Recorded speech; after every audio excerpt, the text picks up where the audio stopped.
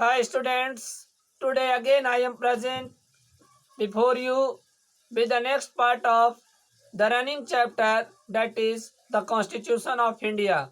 Students, today the first topic is what is law. Law है क्या? मैं आपको बताता हूँ. Law means a rule.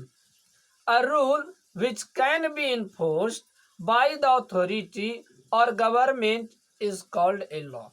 कोई नियम जो सरकार के द्वारा या सरकार के किसी संस्थाओं के द्वारा हमारे ऊपर आरोपित किया जाता है उससे लॉ कहते हैं. लॉ के कई सारे परिभाषाएं हैं, बहुत सारे डेफिनेशंस है. मैं आपको एक नेक्स्ट डेफिनेशन हॉलैंड के वर्ड्स में बताता हूँ. In the words of Holland, a law is a general rule of external human action enforced by a sovereign political authority. Students, कोई संप्रभुत्व राजनीतिक संगठन के द्वारा बनाया गया एक नियम जो लोगों के ऊपर लागू किया जाता है, लॉ कहा जाता है. One more definition I am just going to tell you. According to the US President Woodrow Wilson, definitely you might have listened the name of the US President about Woodrow Wilson.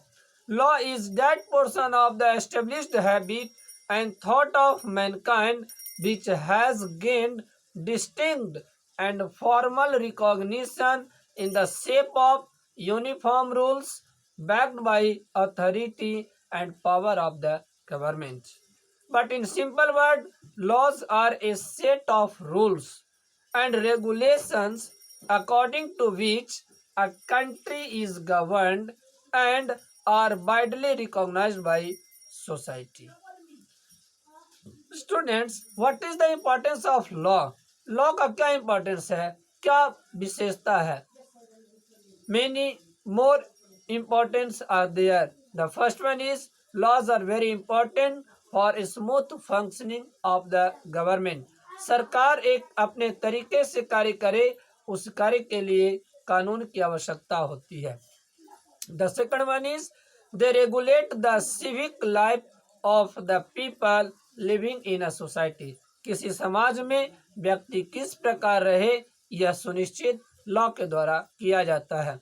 Next one, they are necessary to maintain peace and order in a society. Student, समाज में शांति और कानून व्यवस्था बना रहे इसके लिए law की आवश्यकता होती है. Students, the next one is the absence of laws would make a lawless situation और अनार्की. अगर कानून ना होंगे तो समाज में अराजकता की स्थिति उत्पन्न हो जाएगी. तो ऐसी स्थिति उत्पन्न ना हो इसके लिए कानून की आवश्यकता होती है. Let's come understanding laws through the example of dowry. Student, हम लोग डोरी सिस्टम के सहायता से लॉ के इम्पोर्टेंस को समझने की कोशिश करेंगे. Listen it be carefully. Dowry was started in the earlier times in the form of gift from the parents to their daughter when she left her parents house after marriage. शुरुआत में मेरे प्यारे बच्चों, दहेज एक उपहार के रूप में बनाया गया था जो कि पिता अपनी पुत्री को शादी के बाद जब वह ससुराल जाती थी तो उन्हें उपहार स्वरूप में देते थे. Unfortunately it has become a social problem. लेकिन दुर्भाग्यवश यह एक सामाजिक समस्या बन गई. Sometimes some people go to the extent of murdering their daughter in laws for want of डोरी.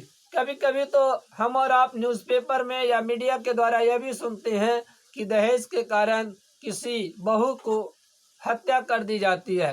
डोरी death has become a serious problem in our society. Students, वर्तमान में भी दहेज एक बहुत गंभीर समस्या हमारे समाज में बन चुकी है. Student, steps taken for improvement. इसको सुधार के लिए क्या स्टेप लिया गया? To tackle this social evil the dowry prohibition act was passed in 1961.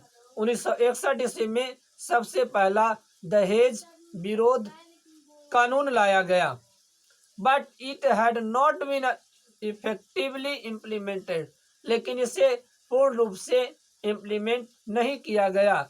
It was further amended in 1986, और इसे पुनः 1986 में अमेंड किया गया। But under this law a person who is convicted can be in prison for not less than 5 years and fined up to 15,000 और the amount of the value of dowry whichever is more. Amend करने के बाद इसमें यह बनाया गया कि यदि कोई व्यक्ति इस एक्ट के तहत आता है तो उसे कम से कम 5 साल की सजा दी जाएगी, या फिर उसे 15,000 का जुर्माना दिया जाएगा, या फिर जो दहेज का मूल्य है उन दोनों में से जो अधिक होगा उसे उसके ऊपर आरोपित किया जाएगा। तो इस तरह से लॉ की आवश्यकता हमारे समाज में होती है। Next one is laws and dissent. Laws are necessary for the smooth working of the community. They are implement by the legislature and must be followed. Student, law समाज एक स्मूथ फंक्शन में रहे, सुचारू रूप से चल सके, इसके लिए लॉ की आवश्यकता होती है, और इसे लेजिस्लेचर के द्वारा आरोपित किया जाता है और हम सभी लोगों के द्वारा इसे माना जाता है। डिसेंट क्या है स्टूडेंट? डिसेंट को हम कहते हैं डिसएग्रीमेंट, मतभेद है। क्या ये? टू प्रोटेस्ट अगेंस्ट लॉ और refusal to obey the law is known as decent.